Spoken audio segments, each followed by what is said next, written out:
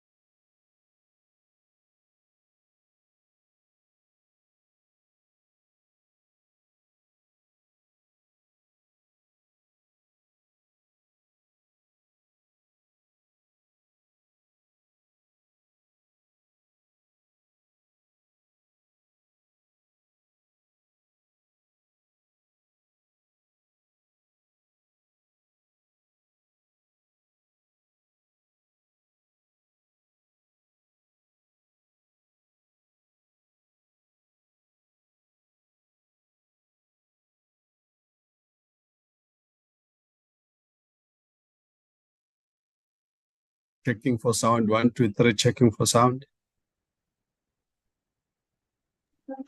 Loud and clear. Thank you.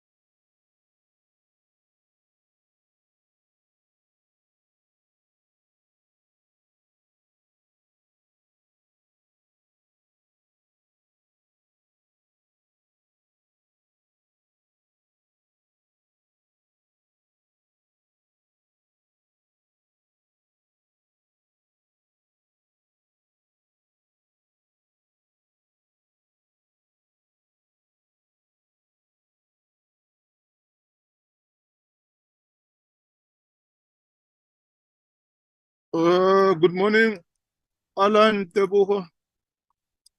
How many members are in the platform here? Are we 5? Good morning, Chair. It's currently 6, so it forms a quorum, Chairperson. Okay, thanks. Good morning, honorable members of the Standing Committee Finance. You are welcome.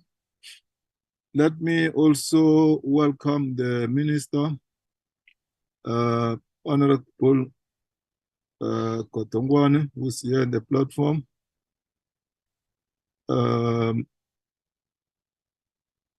I see Honorable Mzwanele, are you raising your hand when we are opening the meeting?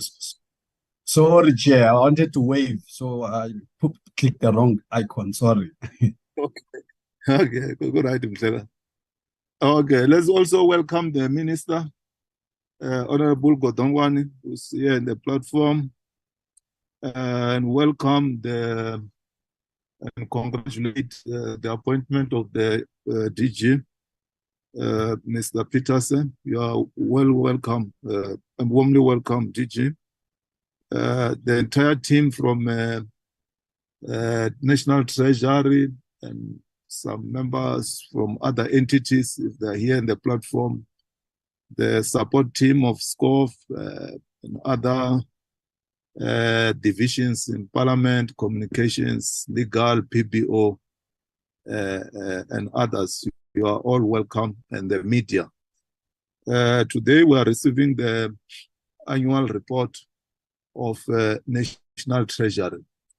We're glad that this year we'll be able to deal or process the BRRR in time, unlike last time when there were issues because of misunderstanding between National Treasury and the AG. That has been sorted. We received the report of the AG last week, and I believe that the Auditor General and the team are here. I'm not sure if Ms. Matanzino is in the platform, because we invited them to come to this meeting. I hope they will join. So you are all welcome. Are there apologies? No apologies received, Chair. Okay. There are no apologies. Let's move right away to the next item of annual report. Because the minister is here, is leading the delegation. He will do the introductory remarks, and then I think he will hand over to the DG later. Minister, over to you, Madhu.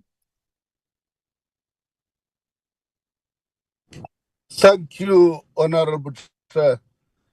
Thank you very much, and greeting to honorable members of this committee, to Director General Dr. Peterson and his team.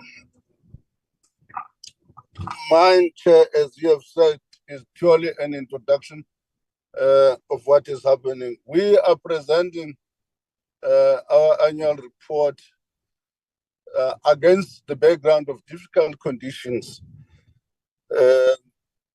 You must, by now, I mean, as you are aware, both global and domestic, of important in the domestic front has been the structural constraints which continue to undermine or erode growth.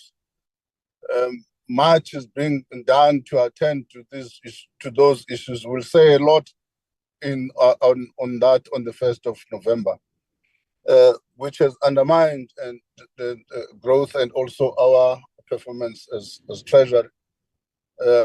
Much has been said in the media about the impact on revenue, which is something we also say a lot on the 1st of November.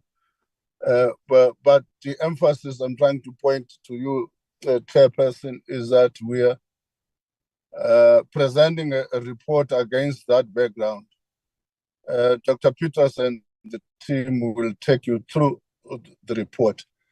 I must apologize, Chairperson, that I'll be in and out precisely because of the work we're doing in preparation for the 1st of November. But I'll be around throughout the process, but being in and out. I'll be joining the team now in the boardroom and switch off from my own gadget. But I'm joining the team in the bedroom, in the boardroom. But Chair, let me hand over to Dr. Peters. Dr. Peters, the floor is yours, and I'm not chairing, but the chair said I must hand over to you. Thank you. Thank you, Chair. Nkosi Maji. Thank you, Honorable Chair and members. Good morning to you. Thank you, Minister, for providing those introductory remarks. Honorable Chair, I'm joined today by Laura, who heads up the strategy planning, monitoring and evaluation team in the Treasury, as well as Sandile, the CFO. And we'll be taking the committee through our annual report for 22-23. Just to, Chair, again remind everyone of our various priorities, which are captured and informed by the PFMA, mainly Chapter 2 as well as Chapter 5 of the MFMA. And those are listed there, and we have certainly taken the committee through those before. Next slide, please, Laura.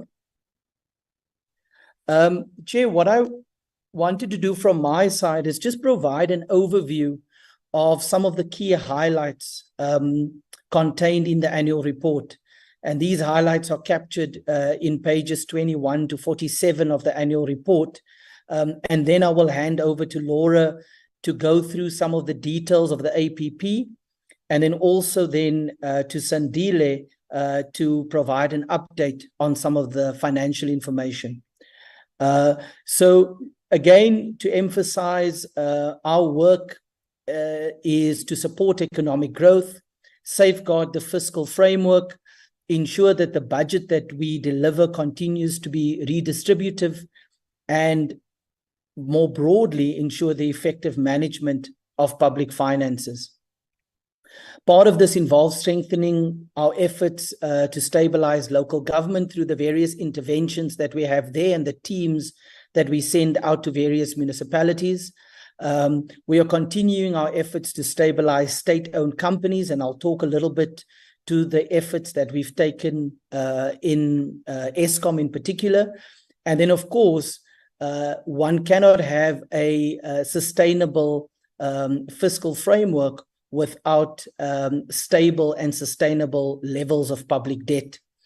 In addition to that, Honorable Chair and members, we are also focused on rooting out corruption through the steps that we are taking to modernize procurement, public procurement in particular, updating the various frameworks for accounting, compliance and reporting, and also responding to the recommendations of the State Capture Commission.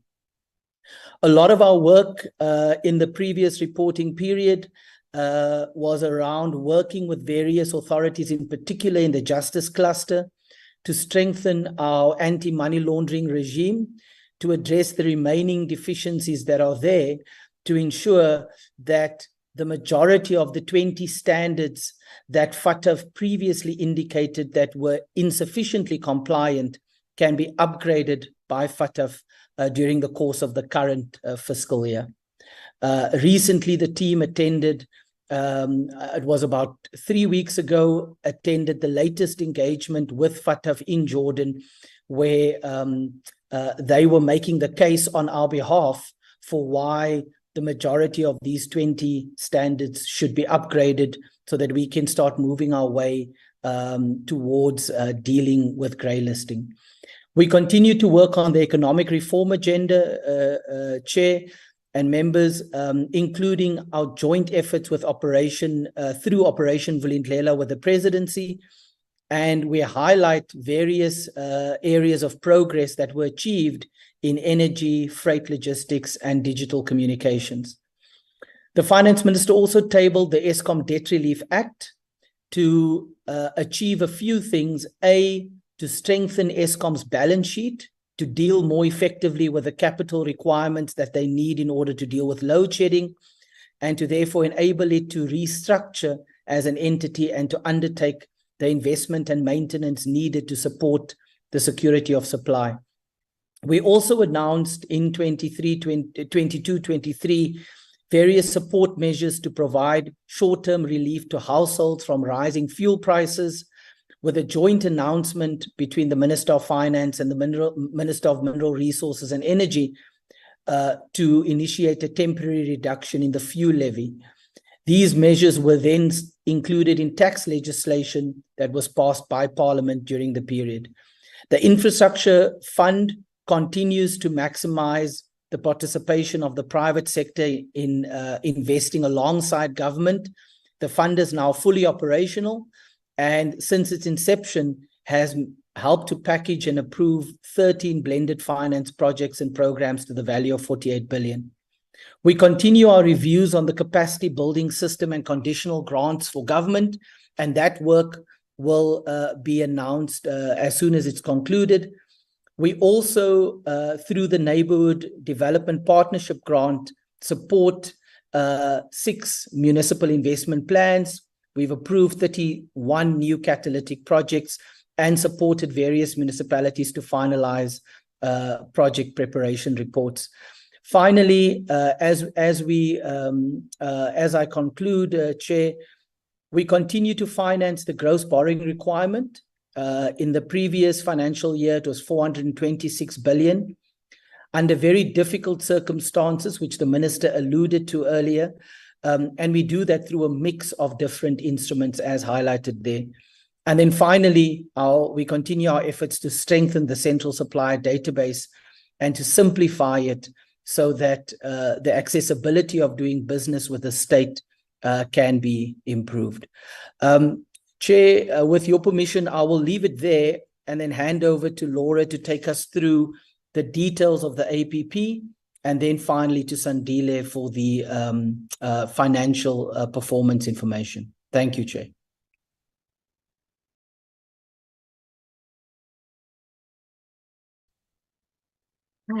Good morning, Chair, and good morning, Committee. Thank you, DG. I'll, Chair, with your permission, I'll stop the camera just so that we can focus on the presentation and not erode the integrity of the audio.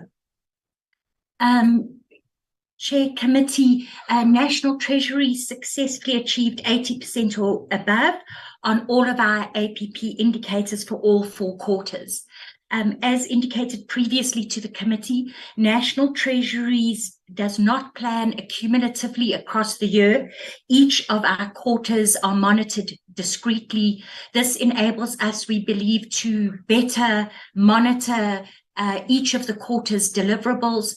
It does mean that we then need to monitor both the targets for the particular quarter, as well as ensuring that the mitigation plans have achieved the intended purpose of addressing previous quarters' underperformance.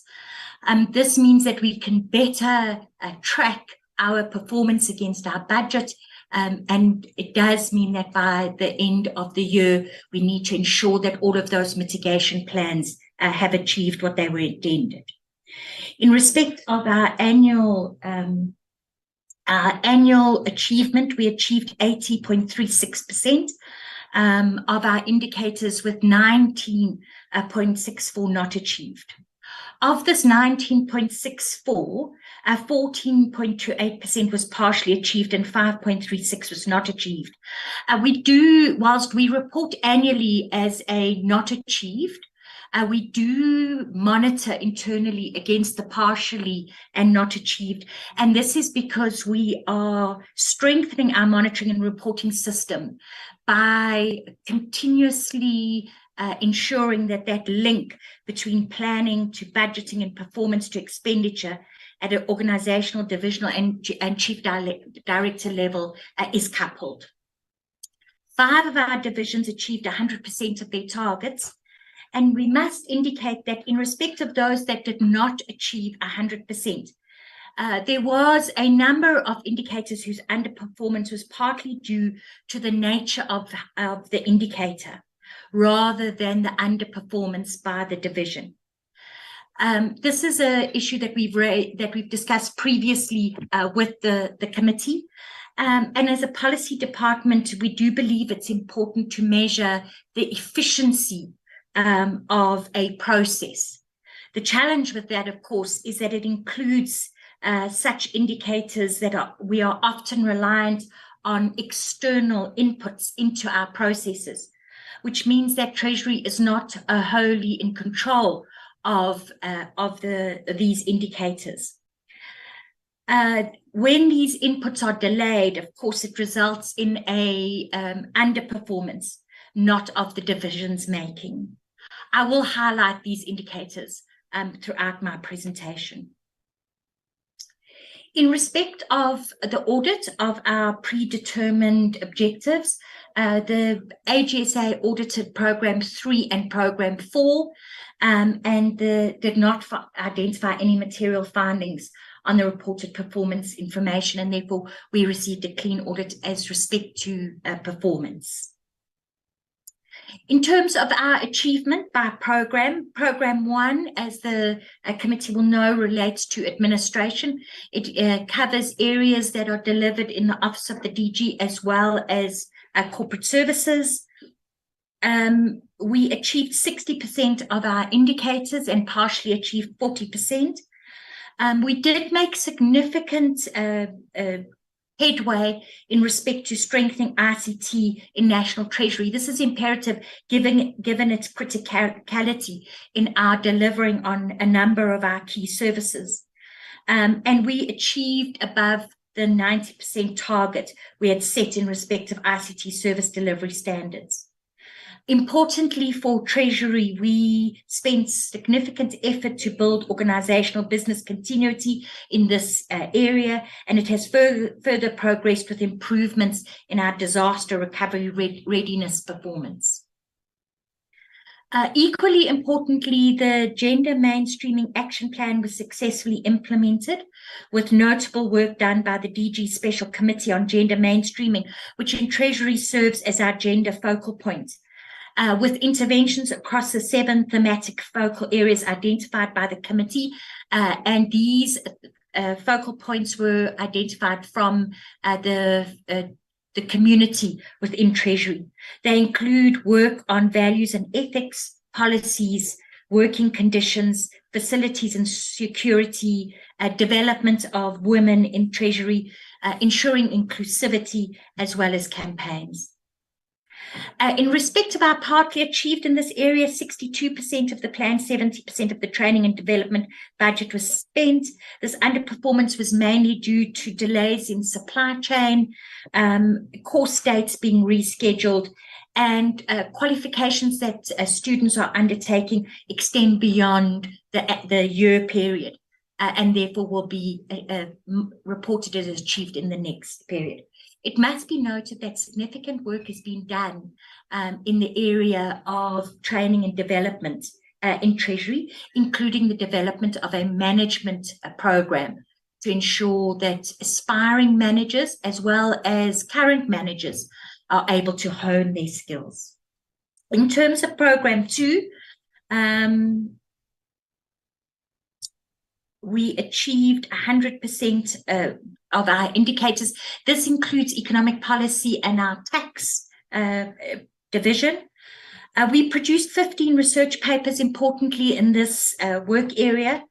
The financial sector as well as tax legislation was tabled. We produced 4 economic forecasts and 8 macro and microeconomic policy analysis and advice reports were produced. In terms of our analysis, it included areas of monetary and exchange rate policies in support of competitiveness, price stability, economic growth relevant to global and financial market trends, and the research and analytical support we provided for policies addressed key imperatives such as inequality, industrial policy, competition and regulatory policy, as well as energy and just and transition actions. If I can just go back, if I can, to speak about the qualified audit opinion. Apologies to the committee, I did not address that matter. Whilst the department successfully achieved an unqualified audit opinion on performance information, we did receive a qualified audit opinion on our financial performance. However, it must be noted that this was not as a result of new incidents of fruitless and wasteful or irregular expenditure. It was as a result of a reporting requirement that there was non-disclosure of the comparative amount of fruitless and wasteful expenditure in the financial statements from the previous year relating to IFMS. And this was due to the dispute on the classification that remains, but that progress is being made on addressing that dispute. In terms of Program 3, we achieved 63%, almost 64% of our indicators. Reminding the committee, this program includes the Budget Office, Public Finance and IGR. Notably amongst our achievements was that Treasury continued to lead the national budget process, and key to these activities is the outreach program that we conduct that enables the department to engage with the public on budget and budget processing. And again, these efforts were internationally recognized for advancing transparency in the public budgeting process. We also introduced 3 reforms to enhance provincial and local government fiscal frameworks, and these related to the Regional Services Council or Joint Services Board levies, replacement grants, the Public Transport Network grant, and the Municipal Emergency Housing grant.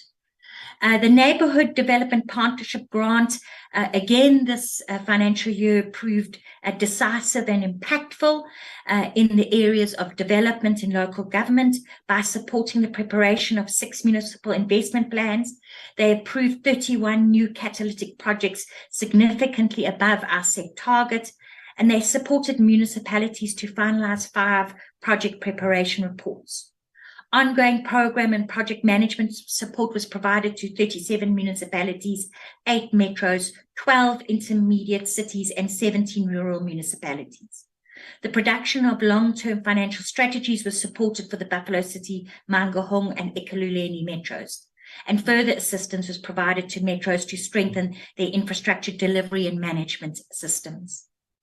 In respect of underperformance in this area, the Township Economic Development Strategies is an example of the challenge of these indicators that have a dependency on external processes to complete this delivery. And this is a case in point. The one outstanding economic development strategy is in the process of being approved by the municipality. This effectively means that Treasury did all that was required of Treasury, but that the approval within the municipality was delayed. The slight underperformance in respect of commenting on cabinet memos was as a result of capacity constraints in one of our chief directorates. This has since been addressed with those positions being filled and having to extensively consult on a cabinet memo, a specific cabinet memo due to its nature and implications. Just to indicate to the committee, this indicator is being reviewed as part of our strengthening of our APP going forward, as we believe that we need to look at outcome impact indicators in respect of the work that public finance does.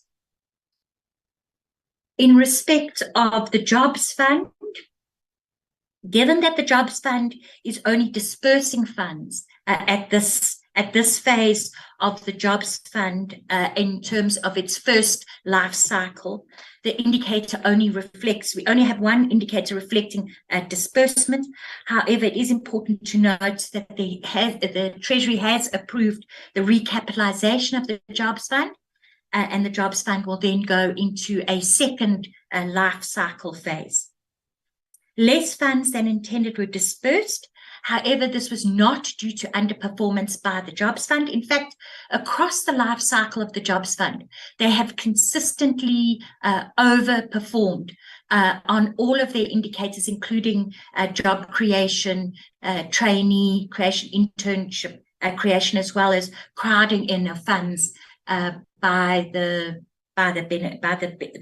partners of the Jobs Fund. In this year, less funds than intended were dispersed due to lower economic growth. There was logistical disruptions to the agricultural value chain.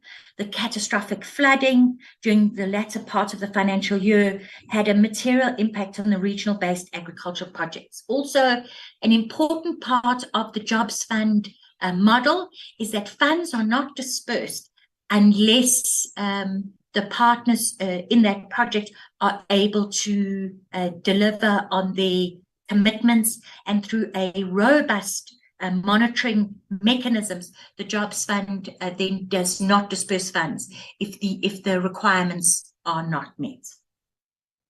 In terms of not achieved, the one financial recovery plan was not delivered within the 90 days. Important in respect of this indicator, there is a binding requirement in this indicator that all legislated processes must be completed within the 90 days. This is not limited to Treasury's work, but includes the consultation at municipal level as well as the approval at municipal level. It is the latter that has created the underperformance in this area, as these consultations and approvals at municipal level has extended beyond the 90 days. We do understand that that process, the consultation process and the approval process, is exacerbated by the prevailing conditions in municipalities, and these municipalities where this service is delivered are in crises, making this a greater challenge. This recovery plan has since been approved. We are assessing this indicator to ensure that we measure the Treasury's contribution to this value chain. In terms of Programme 4, this refers to ALM. ALM achieved all of their indicators bar one, and this underperformance related to a single application that, due to the complexity of its nature, required greater consultation. In respect of Programme 5, this refers to both OCPO and OAG. Whilst we did achieve 69.24%, committee, this is below Treasury's internal requirement of 80% delivery on all of our APP indicators. It must be highlighted that this is a significant improvement on previous year's achievements and shows the steady progress that is being made in the commitment that Treasury made to strengthen the service delivery in these areas. Notable achievements were that we increased the number of public finance management capacity development programs that were delivered. Transversal systems remained 100% available, and an increased number of transversal term contracts were implemented. In addition, that there were no audit findings were made on our transversal contracting processes. Where we partly achieved, this was in the area of the technical advisors that are placed at Treasuries, both national and provincial, as well as municipalities, through the MFIB program. Now, this has been a perennial challenge for us. We target 80, but the reality is that with any organization and program, there is natural attrition of resources, and replacing these resources requires a supply chain process, which, as we know, takes a period of time, especially when it's these kind of consulting services. This results in an underperformance in this area. This indicator is being reviewed as we go into our new APP cycle in order for us to sharpen the outcome as opposed to just having a quantitative indicator. Also, 98%, we implemented 98% of our strategic sourcing opportunity plan. This results to the review required on the total cost of ownership of the online booking tool. And this took longer than we had anticipated, but we have expected to complete in this financial year. In respect of not achieving the public procurement bill, as the committee will know, additional comments were received, delaying the tabling arising out of consultation and the approval process, including the socio-economic impact assessment, the Forum of South Africa Directors General, and Cabinet requiring the bill to be resubmitted to the Office of the Chief State Law Advisor. The committee will know that this process is now completed. In respect of IFMS, we did not achieve our indicators on IFMS. As Treasury has reported in previous years, we report underperformance of IFMS in our annual report. Underperformance for this year is attributed to the development and implementation of the system being dependent on the successful appointment of a service provider. The appointment of the service provider is now pending the executive decision on the cloud solution. The committee will know we have previously reported extensively on the current status of the IFMS implementation. A request for information has been issued to inform the decision-making progress regarding the cloud solution. That the submissions were assessed with CETA, and the process has already moved on. In terms of Program 6, this program is the work that we do that advocates for South Africa's financial, economic and development interest in the forums regionally and globally. We achieved all of our indicators. And in terms of Program 7, we achieved all of our indicators, but however, reminding the committee that this only relates to those indicators that reflect the SLA between National Treasury and JEPA, and not the broader work than JEPA does that they capture and monitor in their own APP and APR. As I move to the completion of the performance reporting and hand back to the DG, I just want to indicate the current status of our human capital.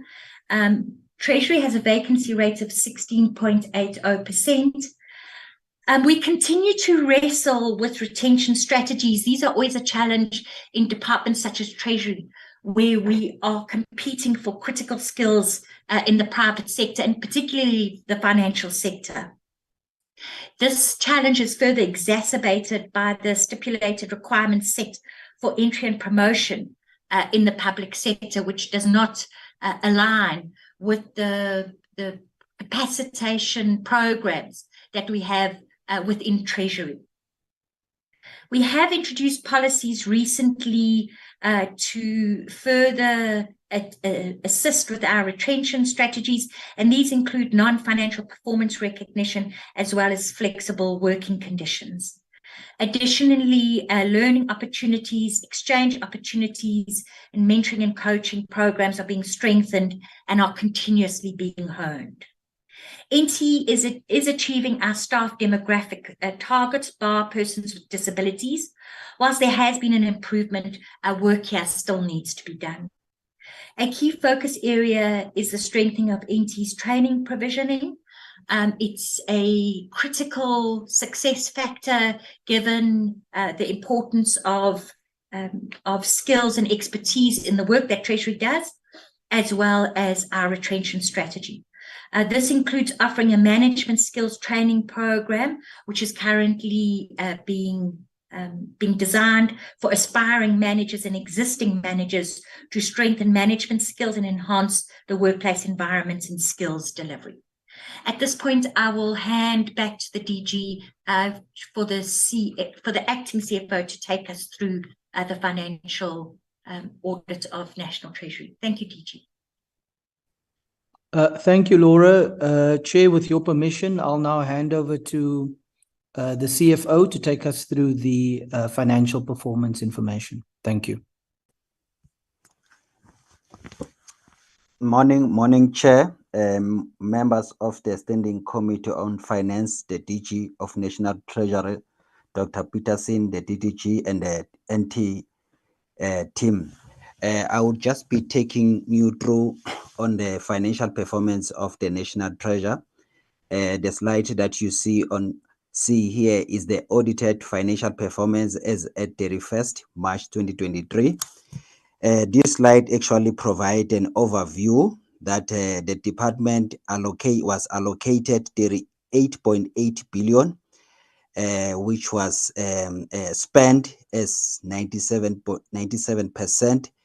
All in all, the department actually spent 37.4 billion. When you look at it, the significance of the funding of this National Treasury Department is the transfer to SARS, which is 11.6 billion, and you have Program 7, which is the cheaper 6.7 billion, and the majority of the funds is the post-medical benefit. We also have the financial intelligence and the state security. 5.3 is what we are transferring to state security. So the other contributing here, we have ALM, which is asset and liability. You will see that the allocated there is 6 billion, and the bulk of the amount of 5 billion was transferred to Land Bank. All in all, we have actually underspent by 1.3 billion. Below that is just as per the economic classification. You will see that on compensation, the department was allocated 888 million.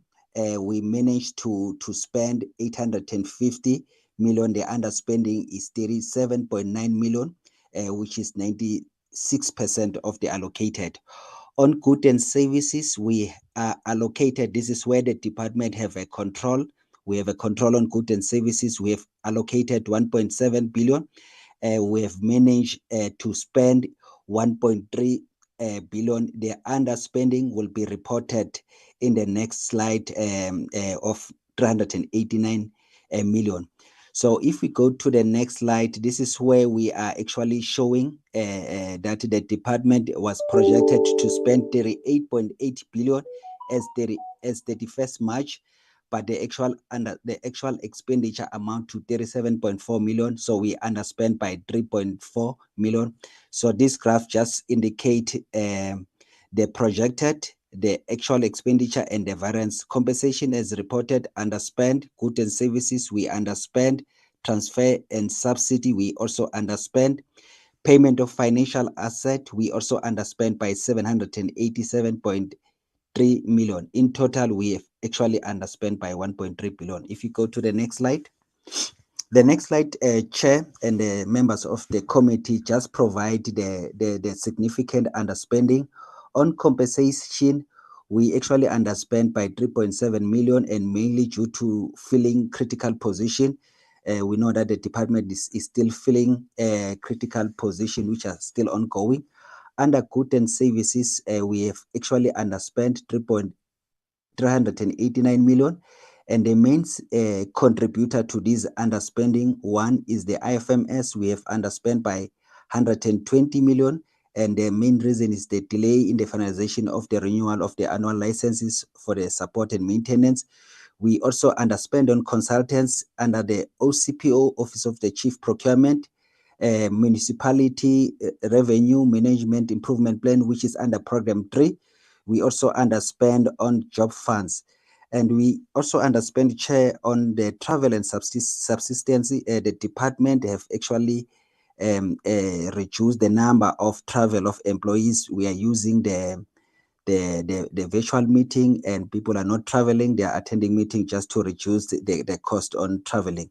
The other underspending is actually on various goods and services within various divisions. If you go to the next slide.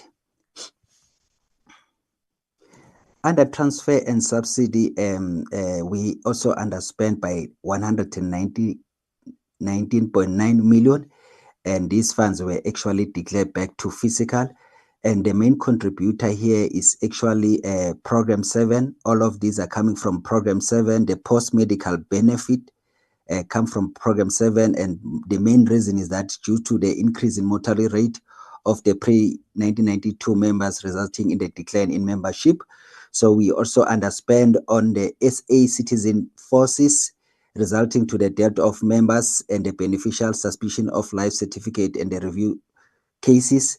We also underspend on pension funds under benefit, and all of these are actually under Program 7, which is assisting the National Treasury with the pension administration.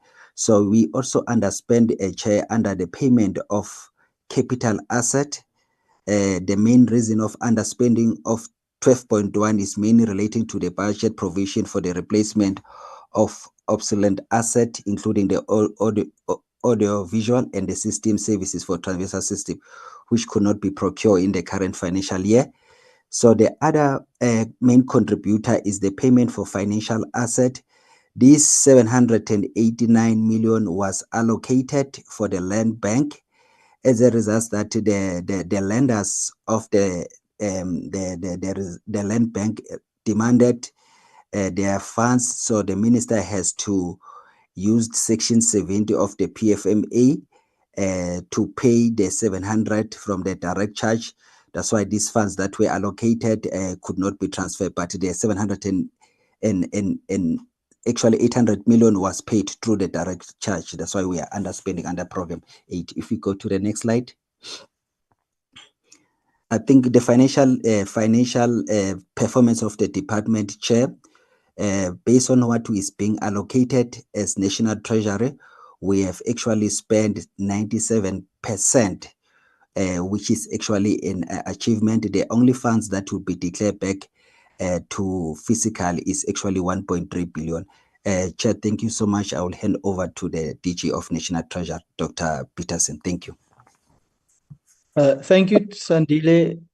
Chair, that concludes the presentation from our side. Thank you.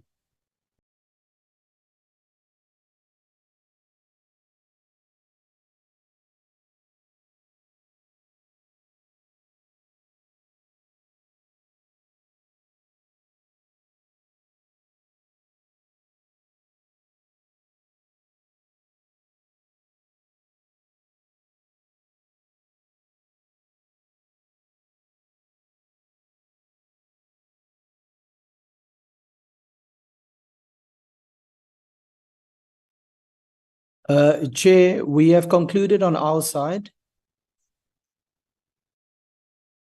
Okay. DG. I'm struggling here because of load shedding and where I am, there's problem of network. Thanks very much, Minister, for your introductory remarks, the DG and your team. Let me invite members of the committee who want to make comments and or ask questions. Dr. George, Honorable Maviletsa, Honorable Manye, Honorable Masale.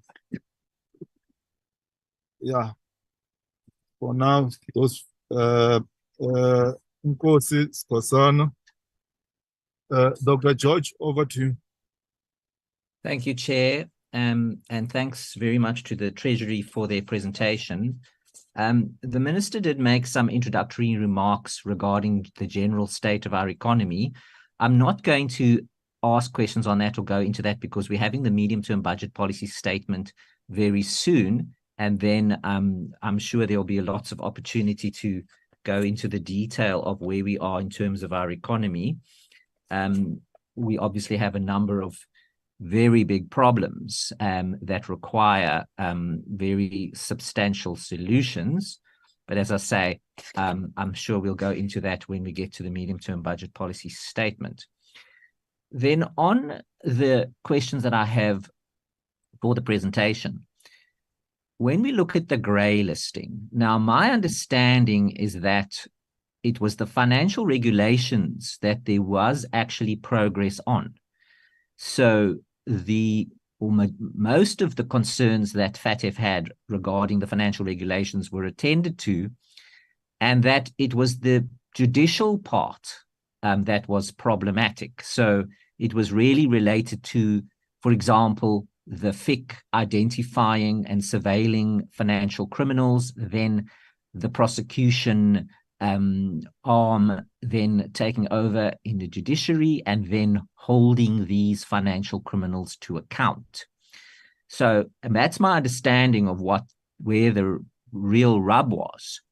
And of course, it's very important that South Africa gets off the grey list as soon as possible, because it is so, and I'm sure that industry is telling the Treasury this, etc., that it has become significantly more difficult to transact internationally, and that several international investment brokerages, etc., have or are offloading their South African customers because they just find it too difficult to operate in the environment where we're grey listed and the environment is considered to be untrustworthy. And so that's enormously problematic for investment, both local and foreign investment. So that is my question on that, is what is Treasury doing in terms of engaging on that beyond the financial aspects, because you can't just see it in a silo? And what is the progress on that? Because that's where the problem lies. So what is happening then in that space of the resolution of the grey listing? Then many of our municipalities are bankrupt. It's not a secret. We know this. We've seen the numbers. Now, National Treasury is responsible for the effective financial management of all of the people's money, including in the municipalities. Now, previously, I did raise the issue and there was a response. It is difficult. Obviously, we know this, but there were interventions, or there are, etc. But I don't see it getting better. In fact, it seems to be getting worse. So in the municipalities.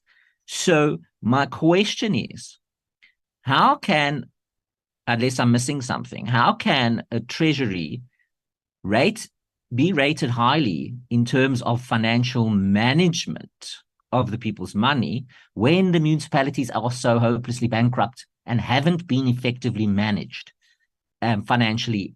And what then is Treasury doing about that? Because it doesn't seem to be getting better. Then I am aware, obviously, that Treasury implements government's economic policy and the government's budget. Now, our economy is not growing, and there is a very significant revenue shortfall.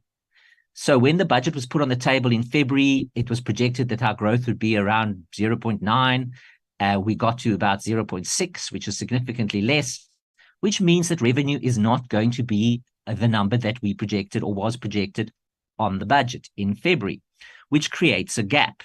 Now, the National Treasury did issue recently a guideline for cutting back, or austerity measures, or whatever you want to call them, in governments, to try to reduce the expenditure, because it appears that government departments are spending too fast. So they're going to run out of money by the end of the year, if you look at the numbers that have come out of the Treasury. So my question on that is, how do you monitor implementation then of, well, obviously these are guidelines, so do they or do they not get implemented? And then how do you monitor that? Because if departments are paying or spending too rapidly, and they, in fact, are heading towards running out of money, what are you doing about that? Because offering a guideline and then cutting around the periphery is not going to work if the economy doesn't grow and there's no signs that it's going to be. So that is my question. Do you monitor that response? And then what is, in fact, the outcome of that? And then my final question is, obviously Treasury has a role in terms of advice, etc. Now, is the National Treasury giving government any guidance or the like in terms of its level of borrowing? Because it seems that there is a 65 billion rand gap in the revenue if you look at the growth that was projected and therefore the revenue that would come off the growth. And that excludes 44 billion approximately for the social relief of distress grant, which seems to indicate a gap of 100 billion rand, which is not insignificant. And it needs to be funded from somewhere if there isn't any cut. So my question on that is, how is that going to be filled? I've alluded to that earlier, but also, are you advising government on the level of debt that it's taking on that is crowding out other things that are required, such as basic service delivery? Thank you. Thanks, Dr. George. Honorable Maviletsa. Thank you, Chair. Thank you, Treasury, for the presentation. And I would also like to take this moment to welcome the new DG, Dr. Peterson. I just have two brief comments. And seeing that this is a big document, Treasury, I think on Program 4 and Program 5, where it is yellow coded, on Program 4, it's what it says not achieved, and Program 5, it says partially achieved. You know, you can't read well there. You know, there are those prints that are on top of each other. And I don't know if it's my iPad or something, but I think perhaps maybe for your slide, you must check them properly so that you're able to follow. Because I was trying to, whilst you were doing, I was looking at my iPad and, you know, words are on top of each other there. Please correct it. And on Program 5, obviously, you are stating that you are not happy about the 64% that you achieved because it is far way below your 80% that you wanted or envisaged. I'm not going to repeat what you said about the IFMS, but I would like to say to you now on this item, I hope and we are hoping that very soon we are going to get a report of the way forward, or how are you going to correct that? Because not achieved, not done is not really, you know, good at all. So perhaps then I'm saying next time we're just going to get a report of how you are going to correct this. Thank you, Chair. Thanks, Honorable Maviletsa. Honorable Masal.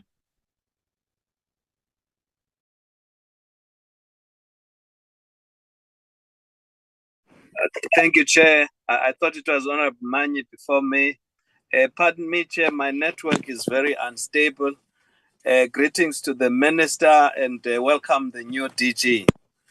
I just have essentially one question, but I want to express appreciation overall of the performance that Treasury overall seems to be recording. As reported, it is an improvement from the prior year. We would, of course, want to see this improvement sustained going forward. It is against that background that I want to check. I think it was Program 5. They made reference there, the presenter Sandile, on the underspending due to licenses to do with the IFMS. It's a matter that has been really troubling the department. We have been reported of progress in respect of their interaction, particularly arising out of the dispute they had the last time. Can they give us the assurance, a sense of confidence, that the matters to do with IFMS are to be laid to bed such that the system, as was envisaged, can be seen being implemented, applied as to achieve the intended outcomes in terms of improving the accounting and the financial information environment? Can they give us a sense as to how they hope to get this concluded from their point of view. I'm really keen on that. Otherwise, we would really want to see this consolidation of improved performance. Thank you very much, Chair. Thanks, Honorable Masol. Honorable Manye. Thank you, Chair. I've got quite a few questions. First, let me welcome the presentation. I think the Treasury officials have outdone themselves in terms of proper, clear, and crisp presentations. I really enjoyed going through everything. Maybe that's why I have all these questions, because everything is so clear. So if it's there, it's there. If it's not there, it's not there. Number one, let me start with the human capital. I just wanted to ask a direct question. Do you have an employment equity plan? Yes or no? If no, why not? If you do, can you take us through your achievement of your targets against each level? Level 16, level 15, level 14, level 13. Can stop there. Just take us through what was your target and what have you achieved in terms of that. That's how actually supposed to be reporting on employment equity, so we know exactly how you are performing. I note also there that you decided to lump a particular category as just black. I don't know how that works, because even the Z83 form has got this granularity, which is reflected on the Employment Equity Act. So why is it that you decide to just lump and just say black, as if there is a target in law that is black? In law, there is no target that is black. The target is differentiated. You need to say Africans, colored, Indians. That's the law as it currently stands. So why is it that you're reporting things in a manner that does not reflect the formulation of the prescripts, as it were? So can you just clarify those issues there? That's on the human capital. On the IFMS, a couple of issues. One, on the IFMS, we've got two reports from the SIU and from the Auditor General. Both reports raise an issue of unauthorized expenditure. But I think in the one of those agencies, whether I think it's the Auditor General, they said something about you having taken matters to court now because you are arguing about the definition of an unauthorized expenditure. And you are arguing with the Auditor General and all of that. So that got us in that committee very nervous as to what is going on now. Why is it that this matter is so difficult? I mean, the supreme audit body in the land is the Auditor General. When they say you have an unauthorized expenditure, they would have more than one reason to say this. Why are you arguing that you have this? And having noted that there is that impasse on that side, we come here today, we hear you making all kinds of concessions about things not having been done and all of that. So I'm just not understanding this. And they say something about court that you now decided, because you are so insistent on you being right, them being wrong, that you actually say if you don't have your way, you'd rather have the court ruling on this. So this is very embarrassing. It's actually not even in line with what is expected of the organs of the state, as it were. I mean, Section 41 of the Constitution is very clear about. It's very clear about organs of state working together. This doesn't seem like it. So I'm nervous about why even involving court processes on a very simple and straightforward thing of unauthorized expenditure, particularly because right now you are also making all kinds of concessions. So I'm nervous about the attitude of National Treasury to being called to order by the supreme body that has got its core competence, the issue of pointing out these things. Why are you straying with this? So that's the issue on that. On the Chief Procurement Officer, I've got two questions there. One, just to check, number one, whether, you know, when we were doing the submissions on the, what's that law, public procurement bill, there was a very strong submission there that spoke to the issue of the separation of or the independence, so to speak, of the chief procurement officer. And I'm sympathetic to that view. If you look for it, you see, that National Treasury must have a procurement officer of its own for the department, I accept. But the chief procurement officer that must look across government, including National Treasury, is there no legitimate, is it not a legitimate concern that that chief procurement officer, because they must also supervise the procurement issues of National Treasury, should have some kind of independence of sorts. Otherwise, it's a very incestuous or conflict-ridden relationship, as it were. Can you say something on that? And then I was actually disappointed by the amount of under expenditure that we have. I mean, over $1 billion, and I know that in terms of the prescripts, you'll probably argue that we are still within the 5% range. But basically, you've got more than R1 billion of under expenditure. Being National Treasury, maybe your standard should be higher than the normal departments because you're the boss or on these kinds of things. But for you, as National Treasury, to be R1 billion, you must look at it in rand terms for you. For you to be R1 billion taking back to fiscals, it actually means that the goods and services that could have been procured for R1 billion for the poor did not happen because whatever happened at National Treasury did not tick all the boxes. And I also want to know, through you, Chair, that this under expenditure, why is it passing the mark in terms of or not being affected by what should be classified as financial misconduct? What separates it? And I've seen the various reasons and all of that. And I don't think that we are not without fault here as National Treasury. There are other things that are beyond your control, granted, but there are things that are within your control. So if you look at some of those that were within your control, why is it that we don't have some kind of a consequence management for some of your National Treasury officials that should have done things in a particular way, and they haven't done that, and as a result, having to take money back to fiscals?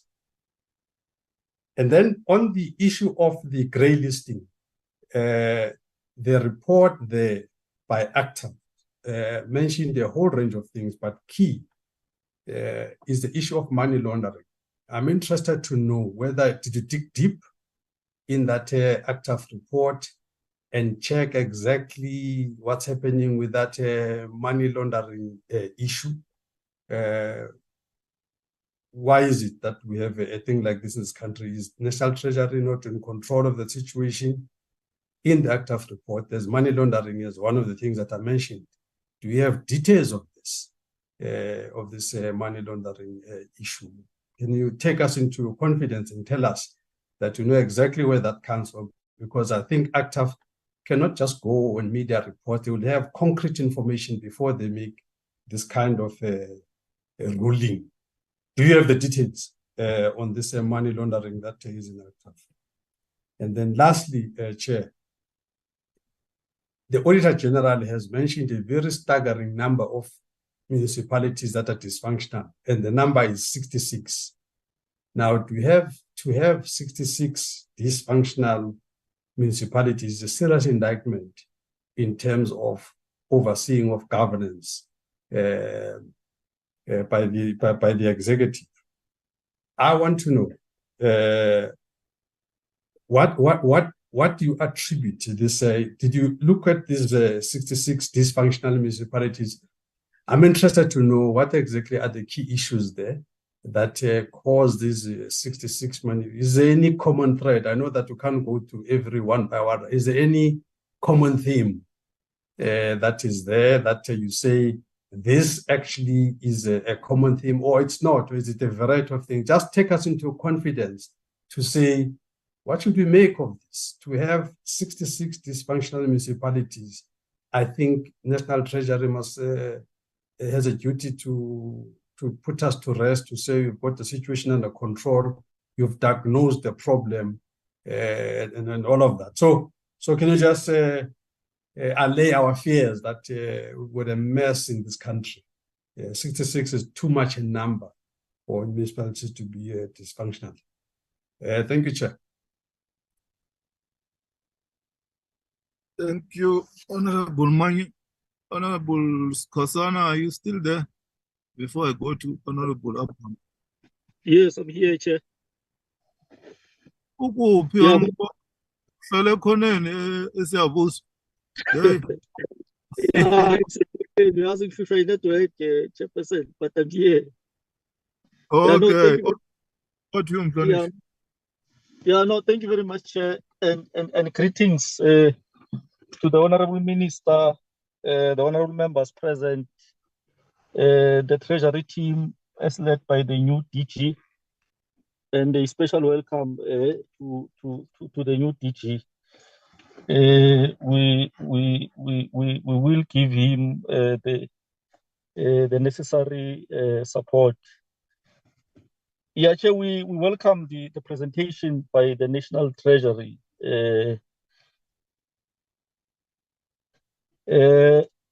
And the remarks that were made by the minister. We must really acknowledge the good work that National Treasury is doing, especially in terms of giving support to their entities. As we have seen that there's a lot of improvements in terms of audit outcomes of various entities of the National Treasury. There's an improvement compared to last year. This year, we've got 11 entities with clean audits as compared to 6 of the previous year. And we know that this wouldn't have happened without the support by the National Treasury. So we really welcome that. And we also note the fact that even the National Treasury has some improvements. For instance, there is no new irregular expenditure for this for the year under review, and also there's no new fruitless and wasteful expenditure for the year under review. So I think that is a really commendable, Chairperson. Now, coming to the issue of supporting municipalities, I just want to find out whether does the National Treasury have sufficient intervention capacity, and what is the level of coordination with other critical departments such as COGTA and the Department of Planning, Monitoring and Evaluation. What is their coordination in that particular regard? Because I believe that for National Treasury to be able to assist and support these municipalities, I think you need an integrated kind of an approach with these other critical departments, which are also responsible. Now, coming to the issue of fiscal sustainability, I see that the orientation of the National Treasury in relation to that is mainly focused on curbing spending without a sufficient focus on the revenue side of the problem. So what are the short-term to medium-term strategies of the National Treasury to increase revenue, recognizing that economic growth and illicit financial flows are being undertaken? What are other options that the National Treasury is looking at in order to achieve fiscal sustainability. And coming to the issue of the IMFS chairperson, which has again led to the National Treasury getting a qualification from the Auditor General. I want to find out because according to the AG, the issue of fruitless and wasteful expenditure in relation to the IFMS, it came about because according to the Auditor General, the National Treasury did not derive any value from such an expenditure. So since National Treasury is contesting that, I want to find out from them what value have they derived from such an expenditure? Because to prove whether that expenditure was fruitless and wasteful or not, it all lies on the issue of value. So what value, according to the National Treasury, have they derived from that expenditure?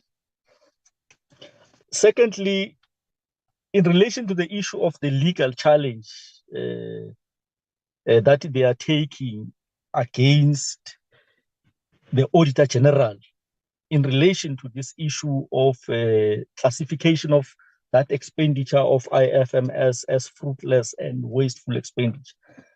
My question is the National Treasury not setting a wrong precedent by doing this? Are we not in the near future going to have a number of government departments, municipalities, and government entities taking legal actions against the Auditor General? Are we not going to find the Auditor General getting in and out of court to defend his or her opinions in relation to government entities or departments or municipalities? Well, I know that it is within their right as the National Treasury to do that, but are they not setting a wrong precedent by doing this? Are we not going to find each and every institution that is getting a negative audit opinion, instead of accepting it, then deciding to take a legal route to go to court and contest it? Is it not a wrong precedent that is being set by the National Treasury? And lastly, is the National Treasury prepared to continuously get a qualified audit opinion due to IFMS for as long as they are pursuing those legal processes? Because we know that in this country, legal processes, they take a time. I mean, that matter may take 3 years. So are they prepared that if, for instance, that matter takes 3 years to be resolved in a court of law, are they prepared that for the next 3 years, while that matter is being ventilated in a court of law, are they prepared to continuously get a qualification? Are they prepared to live with this qualification for as long as they are pursuing this matter in a court of law? Ngiyathokoza, Sihlalo. Thokoza, Charlie. Before I call Comrade Nokwanda, can you please get the minister to come back? Because when we were at Treasury, the minister said he's going to attend to this issue of IFMS. Probably he can give us his political view. Please get hold of him and tell him that now we have reached a stage of Treasury responding to questions. So I will allow him to give a closing, not necessarily a closing, conclude what the officials will have said from Treasury. We can't be dealing with one matter forever. We sharply raised this matter with him, and he promised that he's going to attend to it. Noxie, Honorable Abraham, over to you.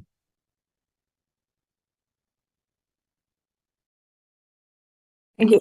Sorry. Thank you, Chair. Thank you so much. And Thanks, Chair, also for the intervention on the IFMS issue. And we really do need it attended urgently. Chair, I have just 2 or 3 questions that I need to raise.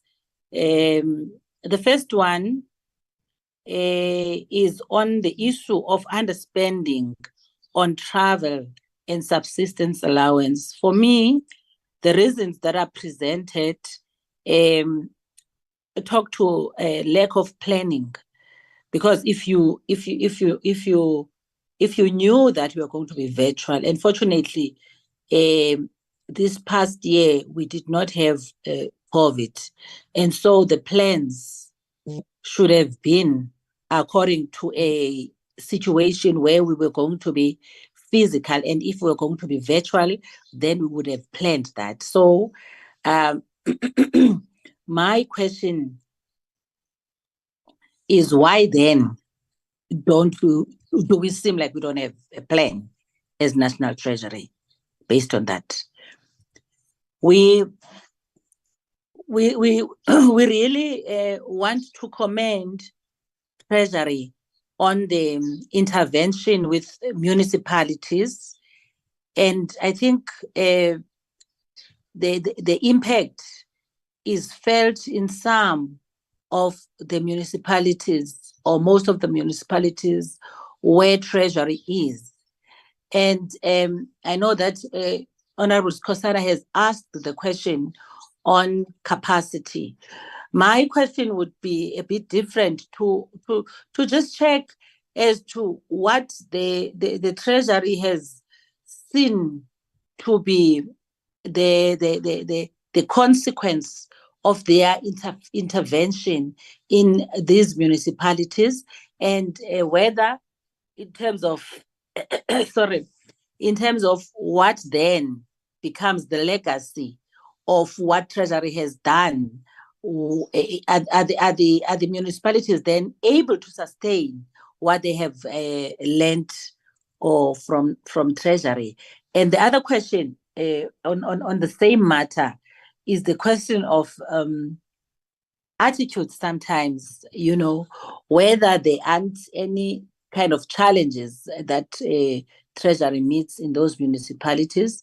I know that in most cases, Treasury had indicated that the most problems in municipalities are based on the political deployments, capacities at that level, and tensions based on that. Can they talk a bit on that as well? Chair, on the issue of the instruction number 4 of 22-23, now the note seems to limit disclosure. My question then is, what are the implications on the entities that will then be unable sometimes to table credible financial statements for financing? And what is the impact of the note on financial management disclosure and the principle of transparency and public accountability? My last one, Chair, is on infrastructure. I think we're not really happy with the norms, the infrastructure norms. And the issue that we want to raise is whether there is a possibility of increasing them to at least a minimum of 25%. Thank you, Chair.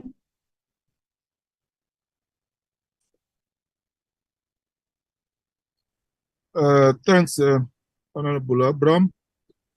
Let me also ask a question. Laura, can we go back to the slide program 3? Something like partially achieved. It's like, I want to understand something there. The score is very low, and I didn't understand what you were talking about. So if you can slide the screen back and go to program 3.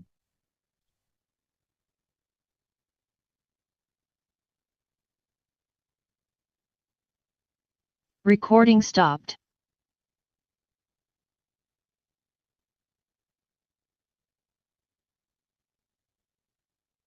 Alan, are we succeeding with the screen?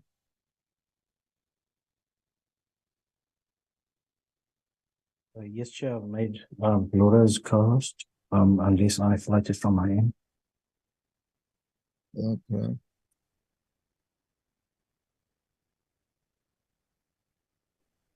Yes, Chair, we are busy pulling it up on our side. Thank you. Okay.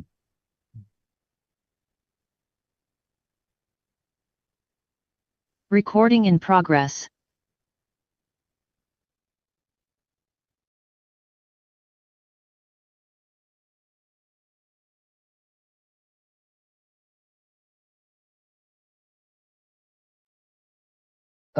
Chair, could they just make Laura a co-host again, please?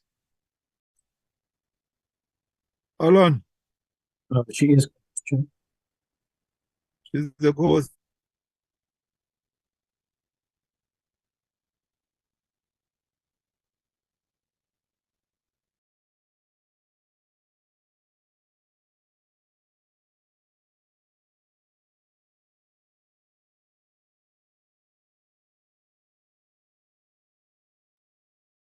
Sorry, Chair, what page were you on?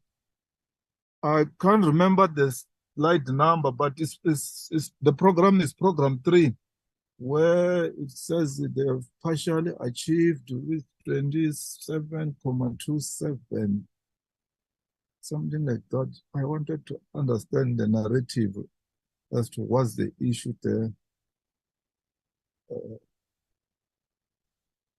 There are reddish lines on it.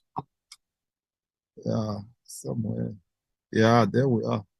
The 20 partially achieved 27, what and not achieved 90.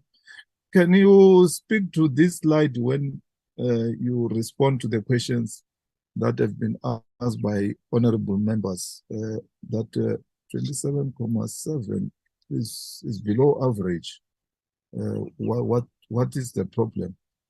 But generally, we want to commend you for the work done, that you have gone up to 80 plus in terms of performance. And as all members have said, this issue of IFMS must be resolved.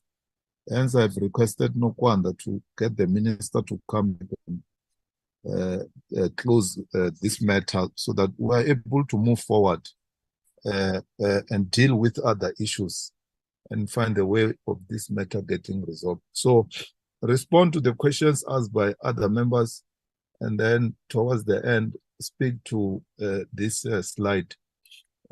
Over to you, DG. Nokwanda, you will indicate if the minister is back, so that we don't hold him for too long as he's busy. Shall I put the video on as well? Chair, I'm back. Do you want to talk now or you want to close? Madiba, sinengxaki le yaka treasury ne AG man. We can't have that standoff forever. It's not healthy for democracy. That National Treasury, which is the custodian of government finance, and the supreme audit institution in the country, which is the AG, let's stand off. You remember when we came to that office where you are the other time, you promised us that politically you are going to intervene, Kalendaba. So if you are pressed for time, you can start. If not, you can allow officials to start and then come at the end before I close the meeting. Whatever suits you. Yeah. Chair, let me just start with the IFMS because I think the main issue has been rotating around that classification. But I'm going to deal with the AG matter in the context. But let me say, part of what has been a problem with the IFMS was that you had a three-way agreement between three departments, which along the line, these departments couldn't find each other for whatever reason. And the unfortunate thing is money sit with Treasury, and therefore they've the one we've got to by account for it. When I went into Scopa, I said, look, one of the things I'm more than happy to be found guilty of is to just proceed and procure whether CETA agrees with me or not. Because I think insofar as financial matters, I rely purely on the PFMA than any other piece of legislation. But a number of things has happened since then.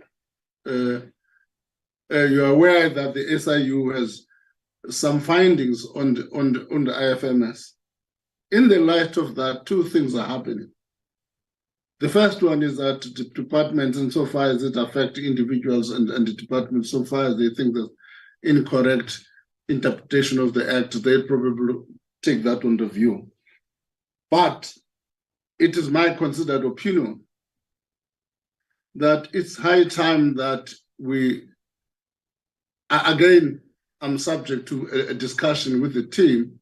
It's my view this opens an opportunity for us to do away with the whole process. I'm saying that's subject to a discussion with the team. It's my gut feel that the whole thing of the IFMS has been my major problem when I came here. The sooner I get rid out of my way, the better. Thirdly, insofar as the AG, I have instructed the current DG that such a relationship cannot be healthy. That matter must be resolved as soon as possible. And I would undertake to make sure that the DG deals with that matter and is concluded. I agree with you, Chairperson, is not a healthy environment where a National Treasury and the Supreme Audit Body in the institution, this institution should be working in tandem. That matter has got to be sorted out. I agree with you with that. The second issue I want to deal with is expenditure versus expenditure cuts. You know, if we're faced with all of these things, there are three ways in which we can deal with a fiscal problem, a fiscal gap. The first one is by raising taxes. It's difficult to raise taxes in here, as you are aware, by raising taxes. The second issue is by increasing borrowing. As we'll demonstrate, most of the borrowing, as our borrowing cost and our borrowing levels are becoming high. We'll present that to show during the medium-term budget policy statement to how the borrowing situation is beginning to impact negatively. So the third element becomes expenditure cuts. We have been quite careful, and as we are going to show on the first, in dealing with quite expenditure cuts. Let me say the following. The department's last financial year, all spheres of government underspent by 28 billion rand. I can assure you, as we are going to demonstrate on the 1st of November, that the expenditure cuts are even below that normal underspending of 28 billion, which it did last year. In the previous year, it was 36 billion. So if you look at that, our approach has been moderate of combining expenditure cuts, but bump up some borrowing will show that but in a sustainable way.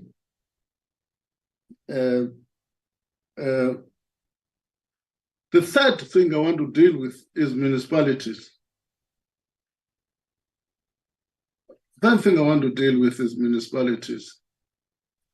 If out of 257 municipalities, 175 sit in a room in a council, take a decision that they're going to spend money they don't have. That's what is called unfunded mandates. Now, there's limits in terms of what Treasury can do. I'm going to come back to that. So your fundamental problem in municipalities is that you've got expenditure which is higher than revenue in a number of municipalities. What you need to do that is to make sure that you can get the council to perform. It's not an easy task. Let me just give you an intervention we did in Inekum Gejima, which happens to be my local municipality, and the whip there, Honorable Abrams. In our district, when we made the intervention, but the council was there. Any decision my team was taking, it had to be ratified by the council, and the council would refuse. So, which makes it difficult because you've got this political contestation between the council, and the council, unless you dissolve the municipality, I don't know whether we can be able to dissolve all about 175 municipalities and be able to manage them. So your problem is largely a political oversight by the relevant political parties. In the absence of political oversight by the relevant political parties, it makes our work as treasurer very difficult. Now, let me just give you an example. Again, in Nelson Mandela Bay, we have got a municipal manager who's charged of fraud. I don't see why would a normal municipality agree that such a person must be in charge of the day-to-day functions, including the financial management of the municipality. But it's taking a while. It has got to take us convince the relevant political parties to buy into this. Whether they'll finally buy in is a difficult matter. I'm just pointing out the difficulties we have in municipalities. You set up norms of saying 8% must be for maintenance. Inekum Gejima is sitting as 1.7. Why is it so? It's because in municipalities, they think job creation means employing people more in the municipality than creating a conducive environment for people to invest in that municipality. They create more jobs in the municipality, and personal expenditure then crowds out anything. Now, it's quite easy for people to say, Treasury, you must intervene. There are limited municipalities are what is called a different sphere of government with certain constitutional rights and constitutional obligations. We're dealing with them, for instance, on the debt relief. We say to them, if we give you a grace and despite all of these things, you can't service your debt, we may have to request NERSA to take your license of distributing electricity. They say that's their constitutional right, which correctly is their constitutional right. So I'm just trying to show to you how this kind of minefield we're dealing with municipalities. But again, it depends on the authority of the political party in that area. If political parties were to help us and work with us, we would resolve these matters and would be able to discipline municipalities quite effectively. You know, in Ligwa, some of these guys who crossed the floor and have become independent, they're members of the ANC in any event.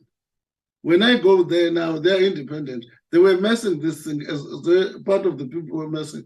They say, go away. You're trying to protect we're cleaning as this new people who are independent now. When yesterday the mess, they were part of it. So it's we need the support of the political parties in each municipality to work with us to clean. Now, the thing is getting to a level, even the metros are running out of cash. The metros are running out of cash, which is becoming a serious problem. Coming to the infrastructure thing, we are of the view, and we'll say something about that, that part of our growth strategy must include investment in government investment, in increasing government investment. A key element of that is infrastructure. But how that the capacity to use that infrastructure effectively is quite an important point. We'll be linking that together with the infrastructure spending. With the capacity, we're developing something we'll say again we're developing capacity to be able not only to bring pipeline, but also to monitor the effective application implementation. So all of these things will be dealt with. We'll try and touch on a number of these things. Other than the IFMS, which is an operational issue for the department, the three other areas are broadly an issue we will cover in the medium-term budget policy statement. Thank you, Chair. I'll give to the DG to proceed on those bases. Thank you, Minister. And Chair, with your permission, I'll now just deal with some of the other questions that were raised and ask my colleague Laura to come in as well. Chair, there was a question on FATF, and in particular, the measures required around the justice cluster and how we are progressing in that regard. I think, Chair, just to say that perhaps at the right time, at another opportunity, we should also take the time just to take the committee through the latest developments from a FATF perspective in a bit more detail. But just in terms of that question, in the most recent engagements with the authorities, we have actually made some progress with regard to that particular area. And I just want to highlight a few of those. There were a few issues. Can I make a suggestion, teacher? What we have, in respect of FATF, we have made an undertaking that will report to Cabinet on a regular basis. Maybe what we should do, arising from Cabinet, come to the committee and brief the committee. What about that? Yes. Yeah. I want to make that concrete proposal. Yeah. No, thanks, Minister. Yes, Chair, with the permission of yourself and the members, we certainly can prepare an update in that regard. But just in terms of Honourable George's question around some of those specific areas, there were a few areas where deficiencies were identified by FATF insofar as it relates to the justice cluster in particular. One of those was that SAPS should demonstrate a sustained increase in requests for financial intelligence. Another was that South Africa should enhance its identification, seizure and confiscation of proceeds from predicate crimes, and then also enhance the capacity of the relevant authorities, including SAPS and NPA. And in all of those areas which were previously identified as not addressed, we've now been upgraded to partly addressed as we continue to make to undertake steps in that regard.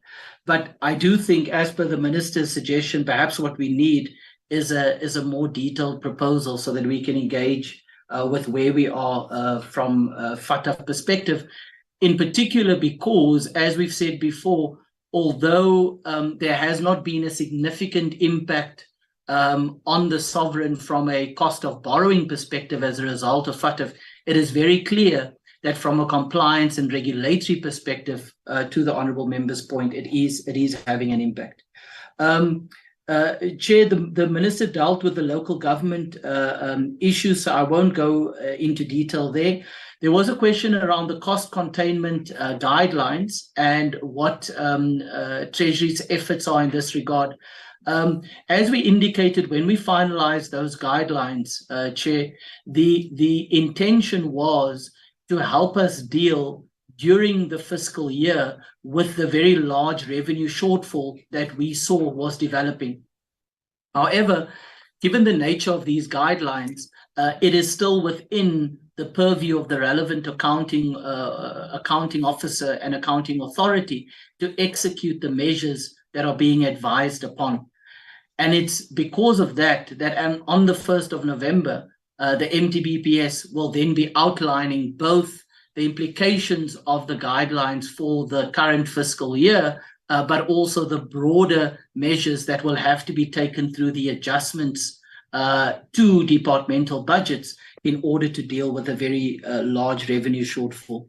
The Minister did touch on IFMS. The only additional detail I wanted to add there is that, of course, in light of the SIU report, it has required us to take a step back and to reflect on the future of IFMS. In the meantime, we have agreed with the AG that there will be real-time audits of the process, and we continue our engagement with the AG to ensure that we can resolve this matter. Chair, there was also a question on the independence of the OCPO. And I must say, Chair, that this matter does not only apply to the OCPO, but it applies to a few of the other institutions within the National Treasury that have oversight both over the Treasury, but also over the government at large.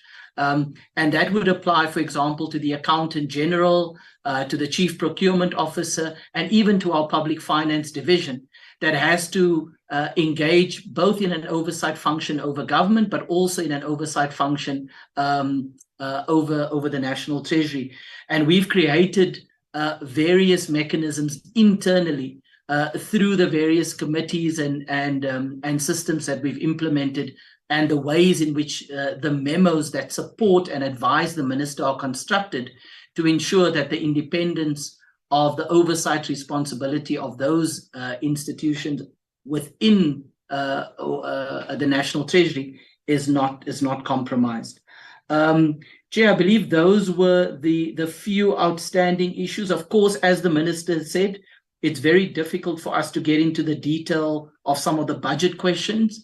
That will be revealed on the 1st of November. And then as I hand over to Laura to touch on some of those other issues, Chair, I also want to just acknowledge and thank the various members that have extended words of welcome to myself now that I'm in my second month in the new role. Thank you, Chair. Laura? Thank you so much, DG. In respect of responses, certainly, Chair, apologies if the presentation did not reflect well on the iPad. It certainly is reflecting correctly on the screen, but going forward, we'll test our presentation on iPad to make sure that we have alignment. In respect of employment equity, definitely National Treasury does have an employment equity plan, and we can certainly share that with the committee. Apologies, Chair, for truncating the designations on our presentation. We certainly do report according to the legislation, and specifically in respect of the bands, can we please refer the committee member to page 260 of our annual report? We do report on it. If further information is required, we report in absolute numbers in our annual report, but in respect of the percentage versus the target, we can provide that information to the committee in writing. In respect of IFMS, just to remind committee, we have spoken about the nature of that program extensively, and it's been ventilated in this and other committees. But just to remind committee members, really what we need to be doing and what we believe out of this experience and the learning is that we need to consider how these kinds of long-term projects are monitored, especially if they incur expenditure at the commencement of the project, but that the implementation occurs over an extended period of time and does not neatly fit within the annual reporting period. And that generates the kind of issues around value for money. Given that expenditure occurs at the beginning of the project, implementation takes place over an extended period of time. And in that intermittent period, we need to understand that value for money will be delayed until the project is cancelled. And such a nature of this project is cancelled, the value for money can still be realized. So that's one of the issues that we need to have a look at as one of our learnings. The second issue is around these kind of projects is at the time of the decision originally being made, do the definitions apply? And how does that then translate over a long-term period projects such as IFMS? There is also those learnings that we need to take into consideration as we move towards certainty around this long outstanding dispute, is that at the point the decision was made, there then became legally binding relationships, which have a consequence if the department or a department was to withdraw from those legally binding arrangements, especially given that the value for money or that the implementation is over an extended period of time. That's further exacerbated in this kind of a project where savings, the discount savings will be lost, but equally penalties will be incurred. And we need to then gain clarity for the whole of government on how those kind of consequences will be treated. One must always, just to reaffirm, that National Treasury does not pay for licenses in terms of IFMS. Licenses was a once-off payment. This is in terms of support and maintenance, which is the annual fee. And then it leads us to issues around how do we monitor? How do we monitor a support and maintenance indicator, for example, where you pay a single price, but that you have multiple users? And how do you determine sufficient users in respect of a single price?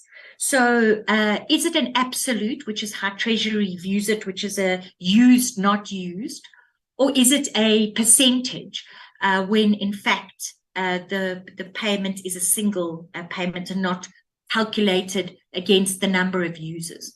So these are complicated, these are complex matters that are not absolutely clear.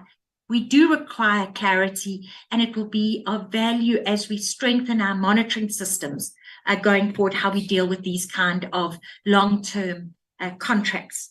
And that's the nature of some of the issues that we are grappling with as a National Treasury as we move towards resolving any of the outstanding issues. Certainly, as far as monitoring and planning and monitoring we are confident that there will be implementation as we move towards shifting to the cloud, and the negotiations that are currently underway, which includes aspects such as clawing back some of those monies that have already been paid. In respect of Program 3, Chair, apologies, I hope that I'm answering the question correctly. If I understand it, the question is that we, of the total number of indicators, we partially achieved 27 and did not achieve 9, which seemed a high amount, although noting in this program, we've got a number of divisions only have 1 indicator or 2 indicators. With fewer indicators, the value of each indicator will then become greater. So when you partially achieve the 1 or 2 indicators, it takes on a higher percentage. In terms of the 3 indicators that we did not achieve in this program, as I indicated, the Township Economic Development Strategy, 1 was not implemented, 4 were.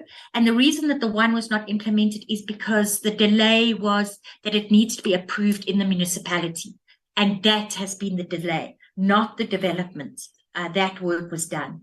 In terms of cabinet memos, there was a minimal number, two cabinet memos. 1 was because of a of a cost, a resource constraint in that chief directorate. As I indicated, that's now been addressed. Those positions have been filled. And the other was around a memo that related to a complex matter that had consequences and needed to be significantly consulted on. In terms of the jobs fund, that is the partially achieved, that relates to the amount of grant funding dispersed across the project. As I indicated, in this financial year, not all of the funds were dispersed. This was as a result of the economic conditions, which meant that the partners in the jobs fund were not able to fulfill in their obligations.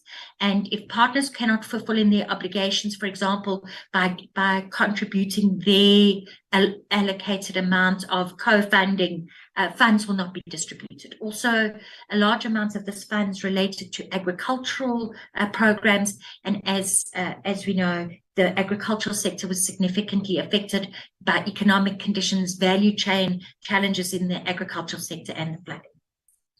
In terms of not achieved, there was a single financial recovery plan, given the process, as the minister indicated, that there's a process for these recovery plans. And the recovery plan was developed by National Treasury within the stipulated time. This is legislatively stipulated, but the legislation also says that within those 90 days, the plan has to be submitted to the local municipality. Stakeholders such as organized labor and business must be consulted, and then the municipality itself must approve the financial recovery plan. Unfortunately, those consultations and that approval did not occur within the 90 days. Hence, we did not achieve this indicator. That has subsequently happened. So this whilst delayed and therefore not achieved, it has subsequently happened. I believe those are all the questions. So thank you. Thank you, Laura. Chair, I did realize that there was one question that I omitted to speak to. I think it was one of the last questions around instruction note number 4 of 22-23. And there was specifically a question, I believe, around the reporting requirements relating to this and what that then means for National Treasury oversight.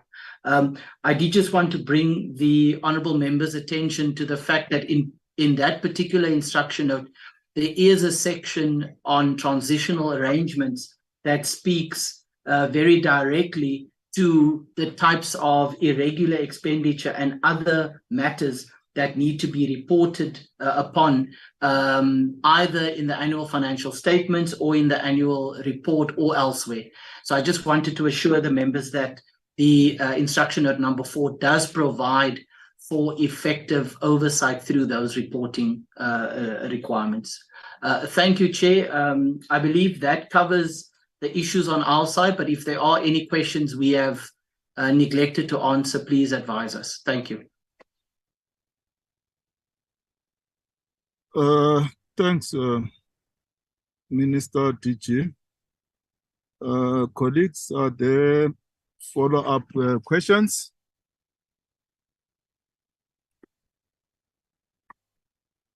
I see Honorable Manye, Dr. George. Honorable Manye, over to you.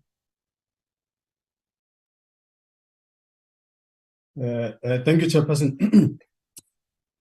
Yeah, I think on my questions on the employment equity, I'm covered. I've looked at the actual report itself, and I think let's just agree on the timeline. When are we going to get this written submission that talks to targets? Because I can see what we have done, well-detailed report, but still none of it talks to in the actual report itself, not even the PowerPoint presentation.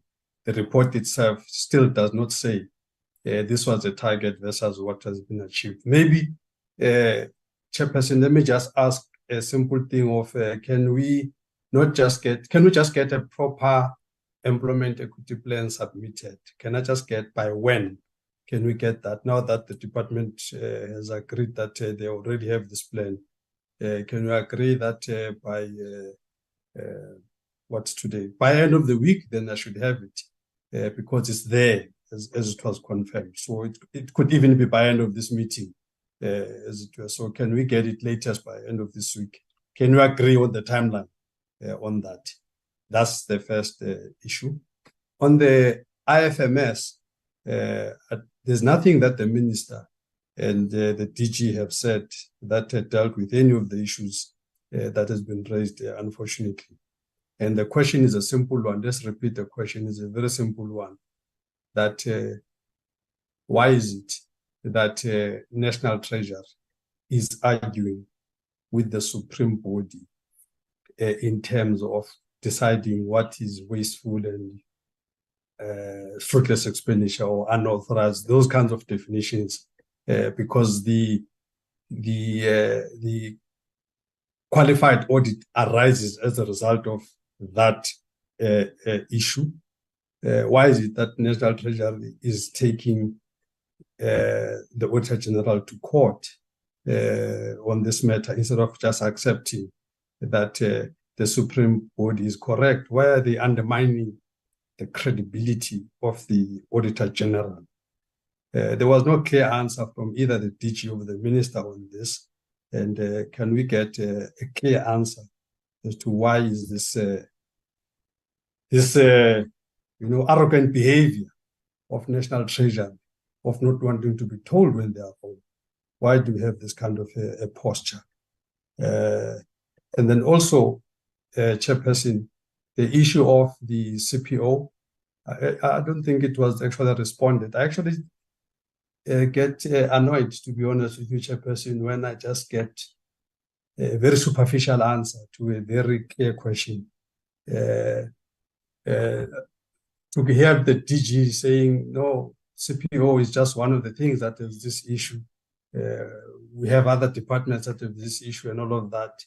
I don't know the other areas. I'm just focused on the CPO because this one deals with money, deals with governance, and National Treasury is not walking on water when it comes to governance. And to come here and tell us about all kinds of some woolly response about we've got other subcommittees and stuff, and you just say something, can you say, can we get a clear response? Because this is a serious governance issue as to, and I'm not interested in other areas. I'm interested just in one thing and one thing only, CPO. Why is it that the Chief Procurement Officer is not a body reporting elsewhere, maybe other than where the Procurement Officer of National Treasury, the department, is reporting? Because this person it's almost like a chairperson. If you have an auditor that is located within corporate services, and this auditor must still report to the head of corporate services, instead of reporting, for instance, as an example, to the accounting officer, so that this auditor, internal auditor, can also reflect on what is happening on corporate services. But in this situation, we have National Treasury that has got its own challenges in procurement. And then you've got a Chief Procurement Officer that, in my view, if you call him chief of what? He must be chief of the entire government. So if you have the whole chief, then the chief must report to some place neutral so that this chief can report on the misdemeanors of the actual procurement officer of National Treasury. Can I get a clear answer on why this seems to be a difficulty to either comprehend or just to do in a manner that is seen to be transparent?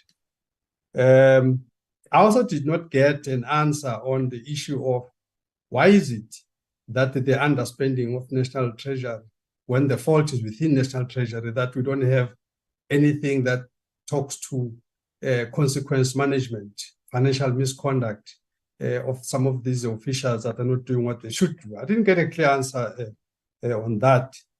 And then on the issue of FATF, I also there. There was no answer on this thing. For me, it's a very easy question.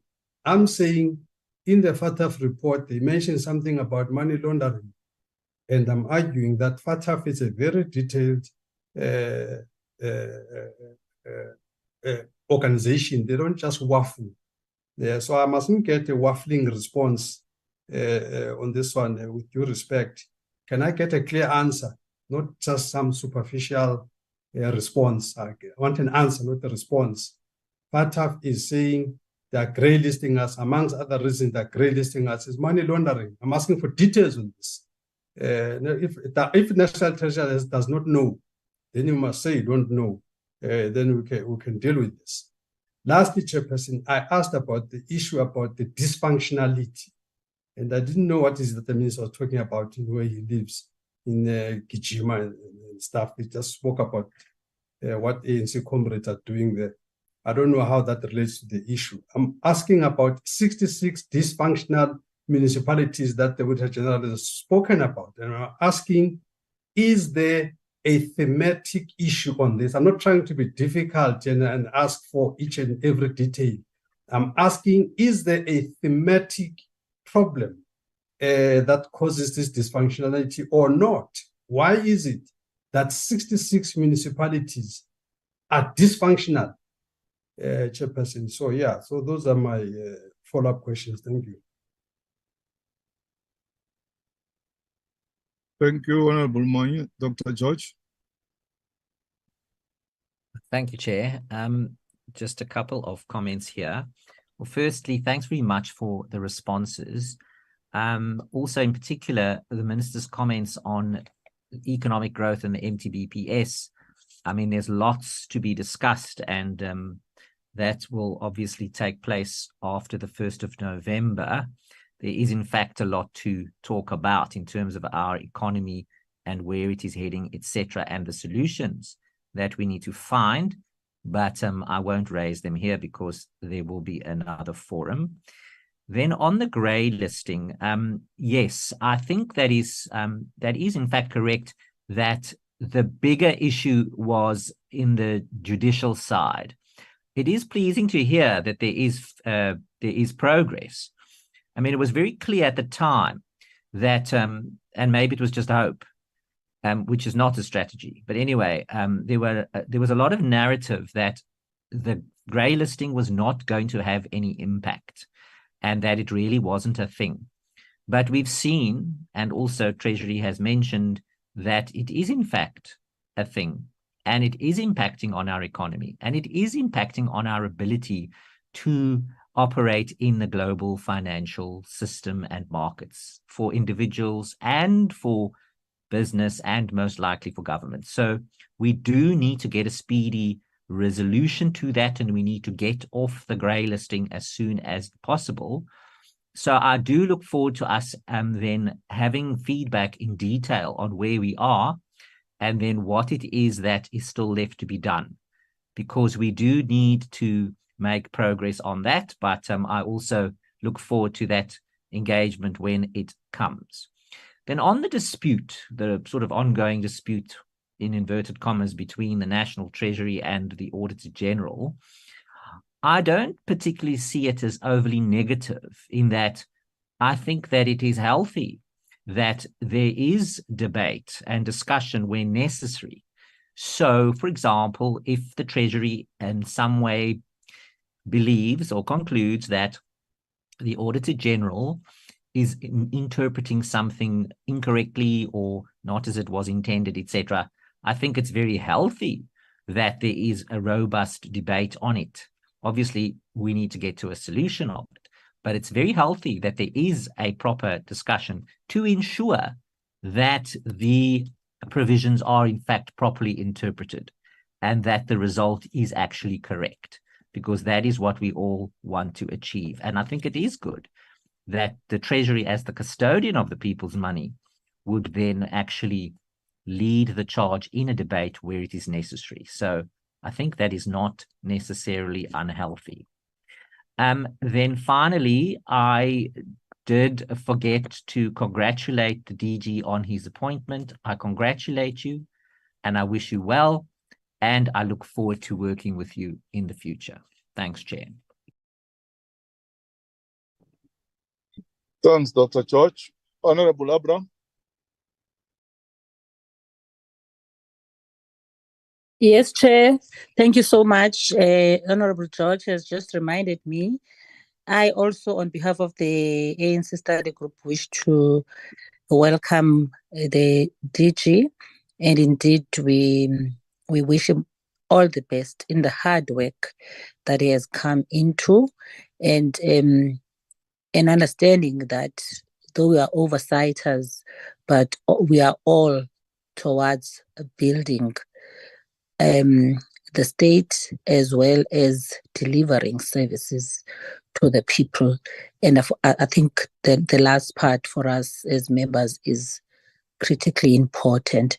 Chair, I didn't really hear the response towards the lack of planning that I had pointed out in terms of the travel and subsistence allowance underspending.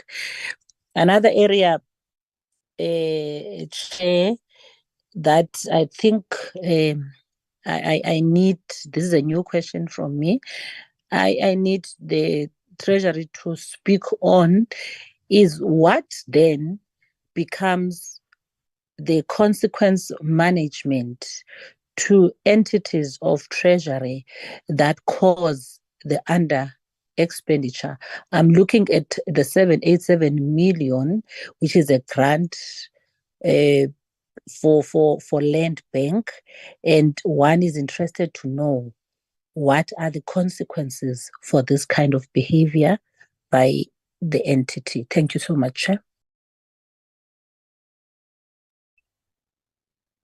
And of course, okay, yeah, those are the follow-up questions. Back to National Treasury. DG.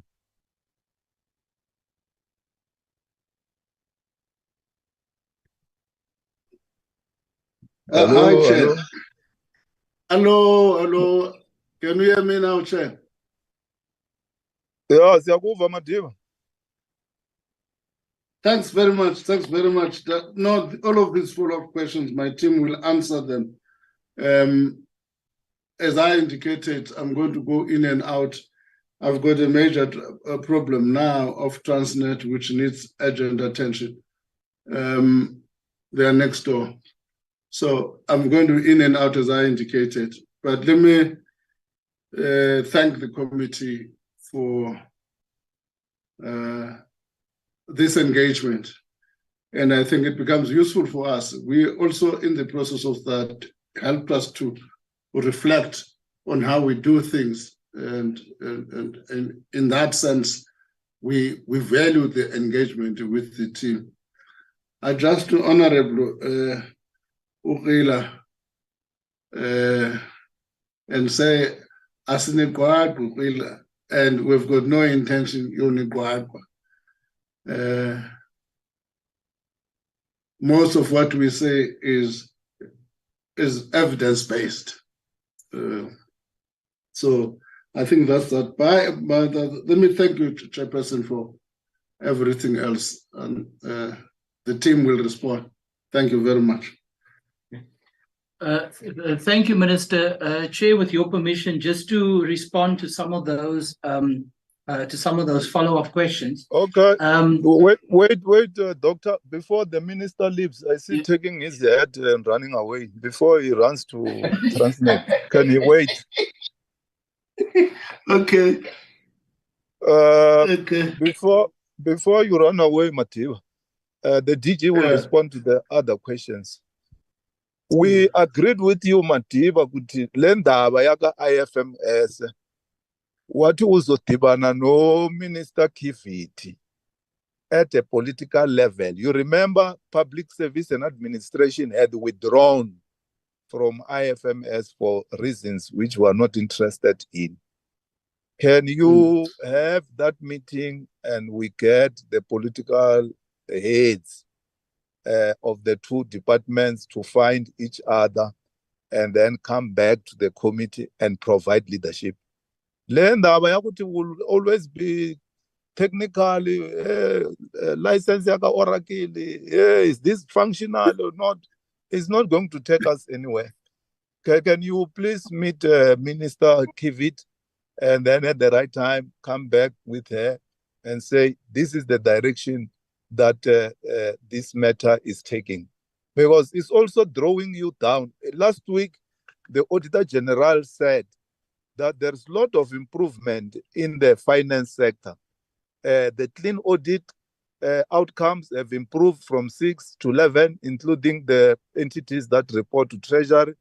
There are quite a number of unqualified audits. And so there's a lot of improvement, but there's a matter that is dragging the department down. So let's stick to what we have agreed upon, that you meet Minister Kivit and provide a political solution on this matter. The manner that you will deal with it is up to you, because you are executives in your regards. So I wanted that commitment to be carried forward, because I hear what Laura is saying. It's not going to take us anywhere. Let's get the two ministers to come back and give us the report back on this matter. We can release you, and then the DG and his team remain responding to the other questions. Thanks, Enkos Majim. Dr. Peters, thank you, Chair. Continue. The line of march is taken. Enkos Majim. Sure. Thank you, Chair. Just to respond to some of those additional questions, if I may, and let me start with the follow-up question around FATF. I think, Chair, part of the reason I'm suggesting a more detailed update is because then we can take the members through the very specific issues. Let me just say, however, that the way that the FATF arrangement works is that certain deficiencies have been identified. We have to report on those deficiencies, and those deficiencies are very deliberately and carefully crafted and worded. But let me highlight two that relate to money laundering, because that was the specific question of Honorable Manye. There are two action items that relate specifically to money laundering. The one action item says South Africa should demonstrate a sustained increase in outbound mutual legal assistance requests and timely follow-up to help facilitate money laundering investigations. As of February 2023, that matter was not addressed, but the progress as of July 2023 is that matter is now partially or partly addressed. So that's the one very specific item that deals of the 22 that I mentioned earlier that deals with money laundering. The second item that deals specifically with money laundering is that SAPS, which is the one I mentioned earlier, SAPS should demonstrate a sustained increase in proactive requests for financial intelligence from the FIC for its money laundering investigations. That matter, which is due to be finalized by May 2024, was not addressed as of February 2023, but the progress as of July 2023 is that it is now partly addressed. So in both of the areas relating to money laundering specifically, there has been an improvement in terms of the action items that we are required to report to FATF on. But I do think, as the ministers communicated, that it may be better for us to give a more detailed update beyond the money laundering matters that I've just raised. Let me now deal with the second follow-up question around underspending, and in particular, insofar as it relates to the entities. There's one significant source of underspending for the Treasury of 780 million rand, and it's a very unique form of technical underspending. So let me explain what I mean by that. The Minister of Finance approved a recapitalization amount for the Land Bank, and because the Land Bank sits under the vote of the National Treasury, that recapitalization amount was allocated to the vote or the budget of the National Treasury.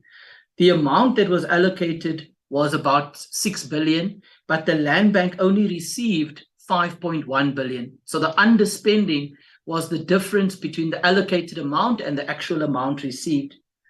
The reason why the Land Bank received much less from the National Treasury is because the balance of that amount they received as a direct charge on the National Revenue Fund, because there were certain of the Land Bank lenders that made a call on the guarantee. And as soon as any lender makes a call on a guarantee, then that amount is no longer, in fiscal accounting terms, is no longer a transfer or an allocation. It becomes a direct charge to the National Revenue Fund. So the Land Bank still received all the money. There was no underspending insofar as that's concerned.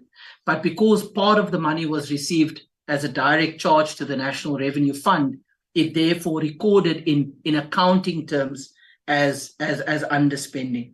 I think that was one of the other specific questions asked. There was also a specific question on the OCPO.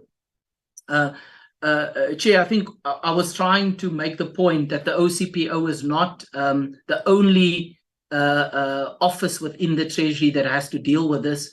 But let me be a bit more specific about how the OCPO works, because the OCPO, the Chief Procurement Officer, has certain delegated responsibilities from the Minister of Finance.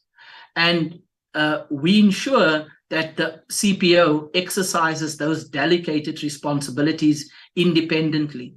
So, for example, when the OCPO advises the Minister of Finance, for example, on Treasury matters, or advises the accounting officer on Treasury matters, the OCPO does so independently.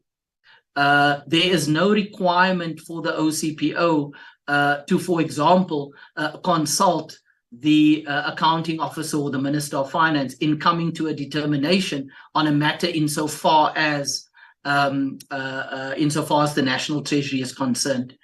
And that same discipline applies to public finance when it comes to the budget of the National Treasury, or the Accountant General when it comes to audit matters, for example, relating to the National Treasury. So we are very clear that in providing advice to or oversight over the National Treasury, the CPO does so independently. Finally, Chair, on the issue of the employment equity report and related request for information, we can certainly make that available well before the end of this week. So that's a commitment from our side, Chair. And then let me also just thank Honourable George for the welcome wishes. I believe Laura wants to come in, Chair, and then we will take any final questions or follow-up questions from yourselves. Thank you. Thank you, DG. I just wanted to answer the question on the savings that were made on travel and subsistence. Was this due to a lack of planning? And to just respond to say, no, this is a consequence of the efficiency measures that we've been implementing across the administration of Treasury, in which we have looked at the number of persons attending a single event to see if we can realize efficiencies there, as well as better utilizing our virtual tools. And certainly as part of our next submission, we can provide the committee with the statistics of how many of our meetings and engagements around consultation as well as oversight engagements, we've shifted onto the virtual platform, and the amount of money we've managed, or the expenditure that we've saved by doing that. Thank you very much. Thank you, Laura. Thank you, Chair. I believe that covers the follow-up questions. Over to you, Chair. Thanks, Dichin. I remember at the time when there was a judgment on the Liqua municipality, which made the minister to be a de facto mayor. National Treasury, I think, came up with an intervention plan for municipalities which are in distress. Can you go back to your archive and check what are the plans that you came up with at that time? Because we met Minister Mboweni after that judgment as to how are you going to run a municipality, being a minister and a mayor at the same time. Then Treasury, together with COGTA, agreed that they will come up with the plans. Can you pull out that plan from the shelves and or your archive and send it to Alan, so that we don't keep on repeating, asking things which are there, which others have done before. So if you can do that and send it to Alan, we'll appreciate. I think we are done with all the questions. Honorable Manya. Thank you, Chairperson. Firstly, I must just welcome this round of response by the DG. I think this time around, he responded pointedly, which is what I was looking for. I really appreciate that. Thank you very much. Just two things that I just think are a bit outstanding.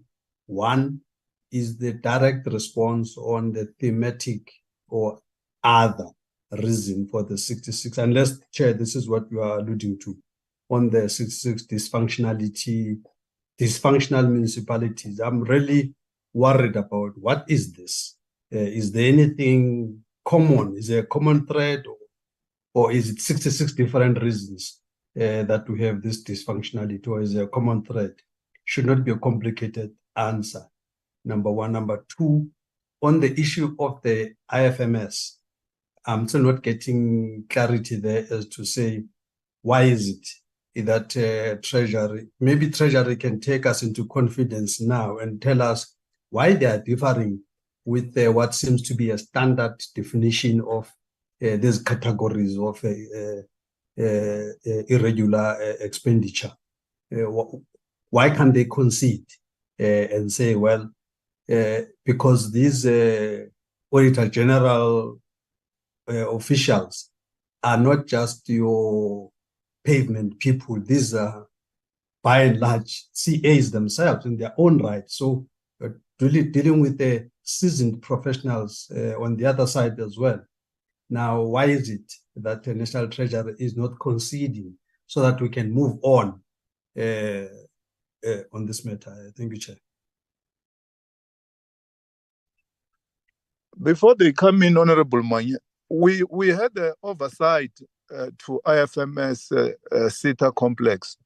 And subsequent to that, we went to meet with the minister and the DG at the headquarters of National Treasury. Hence, today, I'm reminding the minister that he must come back with a full report and a way forward as to how is this matter going to be dealt with. So I think if we can take it in that regard, by the time the minister and the Minister of Public Service and Administration come back, we'll have a full report and a full intervention plan. We have agreed on the way forward in this regard. I'm not stopping them from responding because I can't speak for them, but I'm just taking, filling you up because that time it was Honorable Shivambu who was representing the EFF. We were with him when we went to meet the National Treasury. Thanks. Over to you, DG. Sorry, Chair. I just also happened to be fortunate in terms of some of those follow-up visits. I was also at National Treasury in Pretoria via SCOPA. And when we dealt with the IFMS, there are detailed issues that indeed maybe what you are alluding to will be responded to. In this instance, I'm not even going into the nitty-gritty of the issues.